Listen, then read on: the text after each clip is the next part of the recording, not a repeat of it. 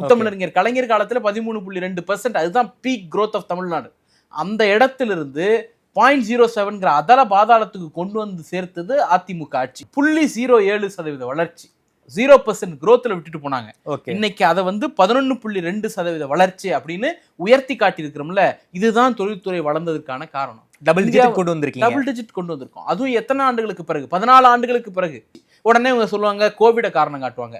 கோவிடை neglect பண்ணிடுவோம், கோவிடை விட்டுருவோம். கோவிடுக்கு முந்தைய பொருளாதார ஆண்டு இருக்குல்ல, 2020க்கு முந்தைய பொருளாதார ஆண்டு, அதுலயே தமிழ்நாட்டினுடைய வளர்ச்சி 3.25 சரிஞ்சிருச்சு.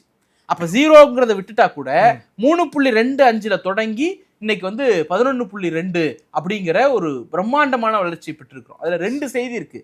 ஒன்னு, இந்தியாவுல ஒன்றிய பாஜகவினுடைய எல்லா அனுகூலங்களையும் பெறக்கூடிய மாநிலங்கள் இருக்குல்ல, அந்த மாநிலங்களால் அடைய முடியாத வளர்ச்சி 11.2.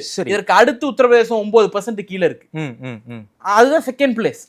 அதுக்கு அதே போல தமிழ்நாடு கடந்த 10 ஆண்டுகள் அதிமுக ஆட்சியில் ஒருபோதும் தொட்டு பார்க்காத வளர்ச்சியை இன்னைக்கு பெற்றிருக்கிறோம். இது ஒண்ணு. சரி, இந்த வளர்ச்சி எங்க இருந்து வருதுன்னா, உற்பத்தி துறையில பெரும்பங்கு இந்த வளர்ச்சியில பங்கு இருக்கு. அதனாலதான் இந்தியால இண்டஸ்ட்ரியல் விமன் லேபர் பார்ட்டிசிபேஷன் 42% தமிழ்நாட்டுல. 100 பெண்கள் இண்டஸ்ட்ரியல் வேலைக்கு போறாங்கன்னா தமிழ்நாட்டில இருந்து 42 பேர் போறாங்க. ஒட்டுமொத்த இந்தியாவில 100 பேர் போனா தமிழ்நாடுங்கிற ஒரு மாநிலத்துல இருந்து மட்டும் 42 பேர் போறாங்க. அதே போல ஒட்டுமொத்தமா மேனுஃபேக்சரிங் அவுட்கம் 15% நம்ம மட்டும்தான். கர்நாடகா, மகாராஷ்டிரா இவங்க எல்லாம் 8, 9, 10, 11 அந்த இடத்துல நிக்கிறாங்க.